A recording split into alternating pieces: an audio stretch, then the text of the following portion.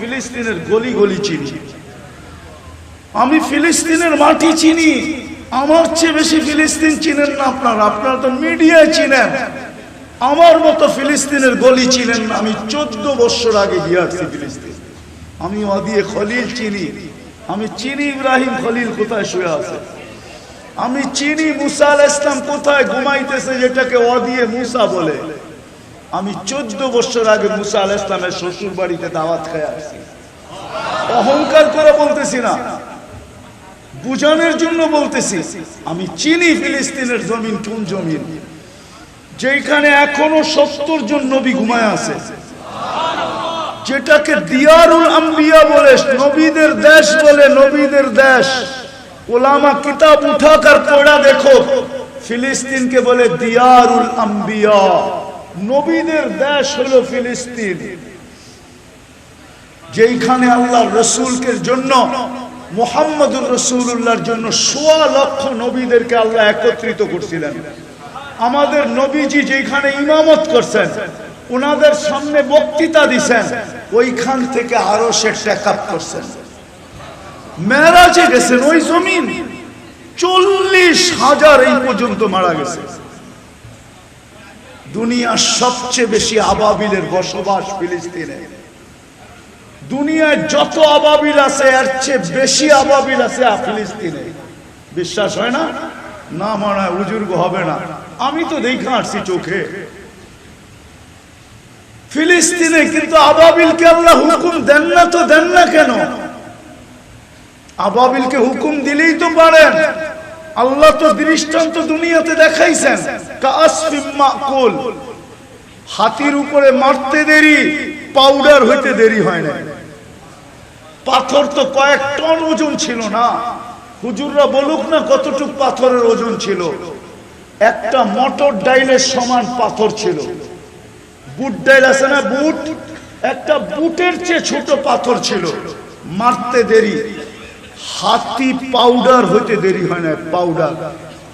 ওই আবাবিল তো এখনো রাখা আছে, কিন্তু পাঠান তো না, পাঠান তো না, পাঠান না কেন? দোয়া তো আমরা করি। গত রমজানে আমি ভাবতেছিলাম, গত রমজানের আগেই তো যুদ্ধ শুরু হয়েছে, ঠিক না? গত রমজানে আমি ভাবতেছিলাম মনে হয় এইবার 2 ঈদ হবে, একটা ফিলিস্তিনের স্বাধীনতার ঈদ আর একটা আমাদের রোজার ঈদ। আপনি বলবেন কেন? কেননা 2 হেরেমে যে কান্না দেখছি আমি, কান্না আমার জীবনে এরকম চোখের পানি আমি 2 হেরেমে দেখি নাই। একদিকে তো ইমাম কাঁদতেছে, বেতের নামাজের ভিতরে যখন দোয়ায় কুনুত পড়ে, কুনুতে নাজেলা পড়ে, তখন যে কাঁদতেছিল, আরেক দিকে মুসল্লি কাঁদতেছে। মনে হয় যে একাকার মাটিতে পানির স্রোত চলতেছে, সেজদায় যায় হিচকি মেরা কাঁদতেছে। আমি ধারণা করতেছিলাম যে এবার 2 ঈদ হবে, কিন্তু ওই ঈদও গেছে, কোরবানি ঈদও গেছে। 1 বছর পার হয়ে আরেক বছর আসার বিলকুল দ্বার প্রান্তে চলে আসছে। আজ পর্যন্ত আমাদের চোখের পানি কবুল হওয়ার সারা দুনিয়ার মুসলমান কাঁদতেছে, ওলামা কাঁদতেছে, ফজালা কাঁদতেছে, আল্লাহ ওয়ালারা কাঁদতেছে। মা বোনরা যখন মিডিয়ায় দেখে, হয়তো পাওয়া যাবে এই গ্রামে কোনো মা বোনও পাওয়া যাবে, সে যখন ফিলিস্তিনের চিত্রগুলা মিডিয়ায় দেখে, কেননা মা বোনদের চোখের পানি অনেক কাছে, দিল বড় নরম, পাওয়া যাবে এই গ্রামে বহুত মা ওই চিত্র দেখা কাঁদে। কসম খোদা, 5 তারিখে আমি ছিলাম না, আমি জুলাইয়ের 18 তারিখে বাংলাদেশ থেকে গেছি। আমি প্রথম গেছি লন্ডন, ইংল্যান্ড আমার সফর ছিল। 5 তারিখ ওই দিন আমি সকালবেলা ফজরের পরে আমার ফ্লাইট ছিল কানাডায়। আমি প্লেনে ছিলাম, 8 ঘন্টার ফ্লাইট ছিল। 5 তারিখে নামার পরে আমি দেশের অবস্থার খবর পাইছি। কিন্তু এখন যখন আমি চিত্রগুলা দেখি, আজ পর্যন্ত একটা চিত্র আমি 10 সেকেন্ড দেখতে পারি না, আমার ভিতরে সয় না। চিত্রগুলা দেখলেই, গুলিগুলা দেখলেই, লাশগুলা দেখলেই, রক্তগুলা দেখলে আমি মানুষ হিসাবে বলি, কসম খোদার আমি চিত্র দেখতে পারি না। ওইখানেও দেখতে পারতাম না, ওইখানে তো মিডিয়া ছিল চালু, কিন্তু দেখতে গেলেই আমার ভিতর থেকে ফাইটা আসতো। কেননা বাচ্চা কাচ্চা সব রেখা চলে গেছে, আমার সফর ছিল। তো আজকে ফিলিস্তিনের চিত্র দেখলো আমাদের চোখে পানি আসে। কিন্তু উপর থেকে কবুল হয় না কেন?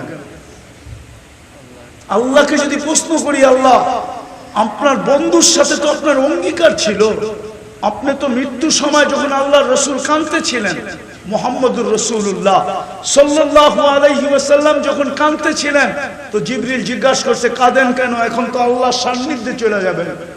তো বলছে জিবরিল ফামান লিবাদি লি উম্মতি, আমার পরে আমার উম্মতকে কে দেখা রাখবে? লানত আমাদের জিন্দেগির উপরে। ও যুবক, তুমি চুল কাটো ওদের স্টাইলে, যারা 24 ঘন্টা তোমাকে দুনিয়ার থেকে মিটায় দেওয়ার জন্য চেষ্টা করতেছে, ওদের স্টাইলে তুমি চুল কাটো, একটু লজ্জা হয় না? বুঝলাম তুমি ওদের রূপে রূপান্তরিত হওয়ার কারণে আমাদের মা বোনরা, আমাদের যুবতীরা, আমাদের যুবকরা, আমাদের শিক্ষিতরা, আমাদের ধনাঢ্যরা, আমাদের সমাজের সুশীল সমাজরা, ওরা ওদের সাজে সাজে। বুঝলাম ওদের সাজে সাজার কারণে যদি আমাদের ছেলেরা ইউরোপ এমবেসিতে দাঁড়াইলে 1 টাকা ছাড়া যদি ভিসা পাইতো, ইউরোপ যাইতে হলে তো 30-40 লাখ টাকা দিতে হয়, আমেরিকা যেতে হলে তো 50 লাখ দিতে হয়। কত ছেলেরই তো কবর হয়ে গেল, লিবিয়ার থেকে ইটালিতে যাওয়ার পথে সমুদ্রের ভিতরে কবর হয়ে গেল। আজকেও জানাজা হয়েছে একটা আপনার এলাকায়, তোমাদের একটু লজ্জা করে না? তোমরা ওই রাসূল যে তোমাদের জন্য আমাদের জন্য মরার সময় চোখের পানি জড়াইতেছে, অথচ যার 9 ফ্যামিলির ভিতরে বাতি জ্বালানোর মতো তেল ছিল না ওই দিন। রাসূলুল্লাহ সাল্লাল্লাহু আলাইহি ওয়াসাল্লাম ক্ষুধা নিয়ে দুনিয়ার থেকে যাইতেছেন, কয়েক ওয়াক্তের ক্ষুধার্ত ছিল। আম্মা জানরা বলতেছিল বাতি জ্বালানোর তেল নাই, খাওয়া তো দূরের কথা, খেজুরের বিচি পর্যন্ত ঘরে নাই যে চাবায়া পানি খাবো। যদি ঘরে বাতি জ্বালানোর মতো তেল থাকতো তাহলে আগে তেল পান করে খিদা নিবারণ করতাম। হাসান হোসেন ক্ষুধার্ত ছিল, আলী ফাতেমা ক্ষুধার্ত ছিল, কিন্তু তোমার আমার জন্য চোখের পানি ঝরাইতেছে, এখনো কবরে জড়াইতেছে, এখনো কবরে জড়াইতেছে। কবর থেকে যখন উঠবেন, আবুল সামরকান্দি রহমতুল্লাহ আলাইহি বলেন, কবর থেকে যখন উঠবে ওহুয়া ইয়াবকি ওয়া ইয়াকুল, চোখে পানি নিয়ে উঠবে আর বলতে বলতে উঠবেন, জিবরিল ময়দান তো খালি, ডাইনে দেখলে খালি দেখি, বামে দেখলে খালি দেখি, সামনে দেখলে খালি দেখি, পিছে দেখলে খালি দেখি, আমার উম্মত কই? উম্মত কোথায় গেল? জিবরিল সান্ত্বনা দিবে, আপনি ব্যতীত কেউ ওঠে নাই, না কোনো নবী, না কোনো রাসূল, না কোনো উম্মত, না আপনার উম্মত। আপনাকে প্রথমে উঠানো হয়েছে, শান্ত হন, নিয়ে যাবে মাকামে মাহমুদে, কিন্তু ওই চেয়ারের পাশে তো দাঁড়ায় থাকবে, হাত রেখা বসবে না। অথচ আমার সমাজে তো একটা ইউনিয়ন পরিষদের চেয়ার পাওয়ার জন্য মরতে রাজি, মারতে রাজি, মাকে মার কুল খালি করতে রাজি, তাজা রক্ত ঢালতে রাজি, নববধূকে বিধবা করতে রাজি, ছোট ছোট বাচ্চাদেরকে এতিম করতে রাজি। কি রাখা আছে একটা ইউনিয়ন পরিষদের চেয়ারের ভিতরে? আমাদের নবী তো আমাদের নবীজি তো মাকামে মাহমুদ পাবে। যে দুটা চেয়ার আল্লাহ নিজে বানাইছেন, একটা নিজের জন্য কুরসি আর একটা বন্ধুর জন্য মাকামে মাহমুদ। বসবে তো না, ওলামা বলুক বসবে, হাত দিয়ে দাঁড়ায় থাকবে, আল্লাহ জিজ্ঞেস করবে কেন বসবেন না? একটু পয়সা দেখেন না চেয়ারটা কেমন? বলছে আমি বসলাম, চেয়ার যদি আমাকে উড়ায় জান্নাতে নিয়ে গেল তাহলে আমার উম্মতকে দেখবে কে? বসবো না। দ্বিতীয় যুক্তি, আমি উম্মতকে অঙ্গীকার দিয়ে আসছি, আমি হাউজে কাউসারে অপেক্ষা করব, উম্মত যেন আমার অপেক্ষা না করতে হয়, হাউজে কাউসারের কাছে আমি ছুটে যাব। আমি উম্মতকে বইলা আসছি মাউইদুকুমুল হাউজ, আমি তোমাদের জন্য হাউজে কাউসারে অপেক্ষা করব। পিপাসিত উম্মত আসবে আর আমি আসতে দেরি, নিজের হাতে পানি পান করাইতে দেরি করব না। ও যুবক, এই কথা বইলা তোমাকে পান করাবে, বলবে পেয়ালা নিয়া ঠোঁটে লাগায় বলবে ইশরাব লা তাসমান বাদাহা আবাদা, পান কর যত মনে চায়, পিপাসা আর কোনোদিন তোকে বিরক্ত করবে না। দ্বিতীয়, আমি ছুটবো মিজানের কাছে, যদি পাল্লা না ঝুঁকে আমার উম্মতের, তো আমি ওইখানে হাত উঠায় দিব, কেননা আপনার প্রতিশ্রুতি সালতুতা, আমি চাইলে নাকি দিবেন, শাফি তুশাফা, আমি সুপারিশ করলে নাকি মঞ্জুর করবেন। আপনি আমাকে অঙ্গীকার দিয়েছেন দুনিয়াতে থাকা অবস্থায়, লা ইউখজিকা ফি উম্মতিক, আপনার উম্মতের ব্যাপারে আমি আপনাকে লজ্জিত করব না। আমার উম্মতের পাল্লা যদি সামনে না ঝুঁকলো, তো এখনই তো মাইকে ঘোষণা হবে মুহাম্মদুর রাসূলুল্লাহ সাল্লাল্লাহু আলাইহি ওয়াসাল্লামের অমুক নামের বাপের নাম এটা, দেশ এটা, এলাকা এটা, সে চিরদিন অসফলতা অর্জন করছে, চিরদিনের জন্য অসফলতা অর্জন করছে, সে দোজখের অধিকারী হয়ে গেছে। তো আমার চেহারাটা থাকবে তো থাকবে কোথায়? চতুর্থ, আপনি বলছেন আমাকে রাজি করে ছাড়বেন, আমি অঙ্গীকার দিয়ে আসছি দুনিয়াতে, যেদিন অদ্দোহা নাজেল হয় ওই দিন অদ্দোহার ভিতরে আছে সাউফা ইউতিকা রাব্বুকা ফাতারদা, এই আয়াত যখন নাজেল হয় তো আমাদের নবীজি জিবরিলকে থামায়া বলছে, জিবরিল, আল্লাহ তো বলতেছে আমাকে রাজি করবে, তোমাকে সাক্ষী রাইখা বলতেছি লান আরদা, আমি কখনো রাজি হব না হাত্তা ইয়াকুনা ওয়াহিদ মিন উম্মতি ফিল নার, আমার একজন উম্মত দোজখে থাকাকালীন আমি আল্লাহর উপরে রাজি হব না, না, না। আমি মিজানের কাছে দৌড়াবো, ওইখান থেকে পলসেরাতে যাব, উম্মত যদি পার না হইতে পারে তাহলে দুরুদের গাঠটি মাথায় দিয়া পার করায়। অথচ শুক্রবার আসে আর যায়, নবীর আদেশ ছিল শুক্রবারে আমার উপরে বেশি বেশি দুরুদ পড়ো, কিন্তু এইখানে কয়জন পাওয়া যাবে যে শুক্রবারে 200 বার দুরুদ পড়ে? কয়জন পাওয়া যাবে বলেন?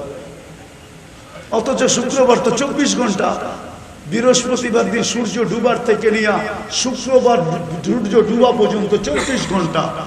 24 ঘন্টায় এমন যুবক তো নাই যে 24 ঘন্টায় 24 বার দুরুদ পড়ে। বলো হাত উঠায়া যে আমি শুক্রবারে 24 বার দুরুদ পড়ি, পার ঘন্টা একবার।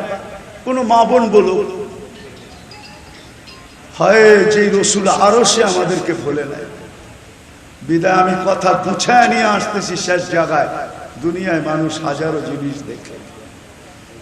আমার প্রশ্ন হলো, বাবা উচিত যে আল্লাহর কাছ থেকে আসছি আর যেখানে চলে যাব, কোন চেহারা নিয়ে দাঁড়াইলে আল্লাহর কাছে আল্লাহ আমাকে চিনবে, পরিচয় দিবে, পরিচিতি দিবে, ইজ্জত দিবে, সম্মান দিবে, চির শান্তির জায়গা জান্নাত দিবে? কোন চেহারা নিয়ে গেলে, কি নিয়ে গেলে দিবে, কোন পরিচয় নিয়ে গেলে দিবে? চিন্তা করেন এটাকে। চিন্তায় রাস্তা খুলে দিবে, চিন্তা না করলে রাস্তা খুলবে না। যে কালকে আল্লাহর কাছে কি নিয়ে যাব, কি নিয়ে গেলে আমি পরিচয় পাব। বেশি কিছু লাগবে না, ওটার জন্যই তো মুহাম্মদুর রাসূলুল্লাহ সাল্লাল্লাহু আলাইহি ওয়াসাল্লাম আসেন। এই উম্মতকে দুটা জিনিস নিয়ে গেলেই হবে, একটা হলো ঈমান, একটা হলো আমল। কি? ঈমান আর ঈমান আর ঈমান আর এটা শিখতে হবে। আর শিখার জন্য আলহামদুলিল্লাহ আমি জানি বাংলাদেশের জমিনের মতো জমিন আমি পাই নাই। কোরিয়া আমার 103 নম্বর দেশ ছিল, 103 নম্বর। কয় নম্বর? আমি অহংকার করে বলতেছি না, আমি দুনিয়ার ঘোরার আলোকে বলতেছি। বাংলাদেশের মতো এরকম পরিবেশ দুনিয়ার কোথাও নাই। শিখার জন্য, জানার জন্য, বুঝার জন্য, করার জন্য বাংলাদেশের মতো এত সুন্দর পরিবেশ দুনিয়ার কোথাও নেই। মক্কা, মদিনা, বাইতুল মুকাদ্দাস ভিন্ন, এই তিনটাকে নিয়ে তুলনা হয় না। এই তিনটা ব্যতীত দুনিয়ার কোনো দেশ বাংলাদেশের সাথে তুলনা করতে পারবে না। ওই পরিবেশ এই দেশে আছে, হক্কানি আলেম আছে, আল্লাহওয়ালা আছে। আমি জানি আপনাদের পুরা রায়পুরা হাজার হাজার বড় বড় আলেম আছে না? নাই? কয় হাজার আলেম আছে রায়পুরায় জানেন? কয়টা মাদ্রাসা আছে বড় বড়? দাওরায়ে হাদিস একটাও নাই। কয়টা আছে? 8-10টা দাওরায়ে হাদিস মাদ্রাসা আছে একটা থানা। অথচ বাংলাদেশটা নিউ ইয়র্কের সমান না। নিউ ইয়র্ক বাংলাদেশের 4টার সমান। 4টা। কয়টা? ওটা শুধু একটা প্রদেশ। বাংলাদেশটা ছোট একটা দেশ, এটার ভিতরে 64টা জেলা। আবার প্রত্যেকটা জেলার ভিতরে 4টা 5টা 8টা 9টা থানা, ঠিক না? এইবার ভাববেন আপনার রায়পুরা থানাটা কত বড়, ঠিক না? রাশিয়ার সমান হইব, ঠিক না? আচ্ছা অতটুক না হোক, ইন্ডিয়ার সমান বড় তো হইবই, ঠিক না? যেটাকে বলে ব্যাঙ্গের লাপের 1 লাপও না, ঠিক না? ছোট একটা থানা, থানাগুলা ছোট, প্রত্যেকটা ইউনিয়নের ভিতরে 50-60 জন করে আলেম নাই না? নাই? ভুল বলতেছি? আর কোথায় পাবেন?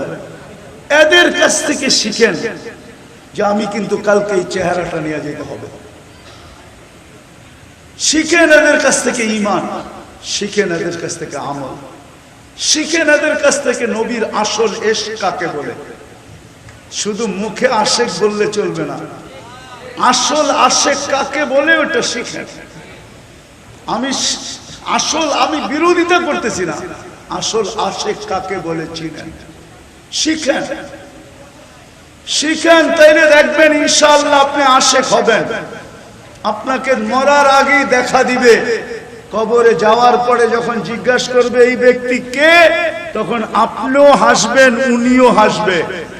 ফেরেশতা বলবে হাসে কেন, জবাব দেয় না কেন? কেননা পরিচিত লোককে যদি আরেক দুইজনই যদি পরিচিত হয়, তৃতীয় ব্যক্তি যদি আইসা বলে একে চিনেন, একে চিনেন, তো দুইজনেই মুস্কি মুস্কি হাসে যে আমরা তো আগের থেকেই পরিচিত। তুমি আবার কি জিগাও একে চিনেন, একে চিনেন? তো রাসূলুল্লাহ সাল্লাল্লাহু আলাইহি ওয়াসাল্লাম দুনিয়াতেই দেখা দিবে, কবরে যখন প্রশ্ন করবে তো আপনিও হাসবেন, উনিও হাসবে, বলবে দুইজনই আগের থেকে পরিচিত, তুমি জিগাও তো জিগাও কি? এই জন্য শিখেন, শিখবেন, আলেম ওলামার থেকে শিখবেন তো পাক্কা ওয়াদা? হ্যাঁ, কিন্তু সবচেয়ে বড় ওয়াদা হলো আজকের থেকে নামাজ ছাড়বো। পাক্কা? হাত উঠাইতেছে না সবাই। একটা কথা শুনে শেষ করতেছি, আপনি না পড়তে পারেন, আব্দুল কাদের জিলানীকে চিনেন? কে? আরে বলেন না কে? হ্যাঁ, শুধু বড় পীর? এতটুকুই জানেন আব্দুল কাদের জিলানী শুধু বড় পীর? হায় হায়, রায়পুরার অধিকাংশ মানুষই তো পীরের মুরিদ, ঠিক না? আপনারা বড় পীরে শুধু এতটুকুই জানেন, বড় পীর, আসল পরিচয়ও জানেন না। আচ্ছা, কোন সময় আসলে পিরানে পীর কারে বলে শোনা মনে। আবার যদি আসি, আব্দুল কাদের জিলানী কে? পিরানে পীর, সবচেয়ে বড় পীর হলো আব্দুল কাদের জিলানী, পিরানে পীর, তরিকায়ে কাদেরিয়া, কাদেরিয়ার চশমা, ঝর্ণা যেখান থেকে বাহির হয়েছে, তরিকায়ে কাদেরিয়ার ঝর্ণা। ওই আব্দুল কাদের জিলানী রহমতুল্লাহ আলাইহি লেখছেন, আমি বলতাম না, উনি লেখছেন শুকর সকালবেলা ঘুমের থেকে উঠা আল্লাহকে বলে আলহামদুলিল্লাহিল্লাযী খালাকানি, প্রশংসা ওই আল্লাহর যিনি আমাকে অস্তিত্ব দিয়েছেন, আবতারা খালকি, সৃষ্টির ভিতরে সবচেয়ে নিকৃষ্ট গুলা, তারপরও তো অস্তিত্ব দিয়েছেন। তারপরে সে একটা অনুরোধ করে বলে আল্লাহ কাইলা ইয়াকা আউয়ালা নাযরিন আলা মান লা ইউসাল্লি, আমি এখনই চক্ষু খুলবো, আমার প্রথম দৃষ্টিটা যেন কোনো বেনমাজির উপরে না পড়ে, কাফেরের উপরে পড়ে পড়ুক, মুশরিকের উপরে পড়ে পড়ুক, ইহুদির উপরে পড়ে পড়ুক, খ্রিস্টানের উপরে পড়ে পড়ুক, কিন্তু কোনো বেনমাজি মুসলমানের উপরে যেন না পড়ে। কেন আল্লাহ 5 বেলা ডাকে কাকে? কাকে ডাকে? কাকে ডাকে?